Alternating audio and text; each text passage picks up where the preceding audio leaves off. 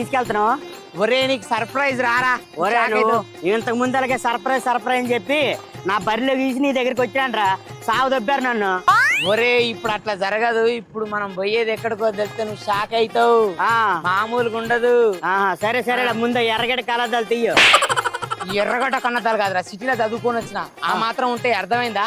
నువ్వు ఏదో over action చేయకు. అమ్మాయిల ముందు పరువు గిట్లా తీసేవు. ఇప్పుడు నీకు అన్నది పరువులే, పద పద. నిన్ను తీసుకొచ్చిన నా తప్పురా. అరే చెప్పరా.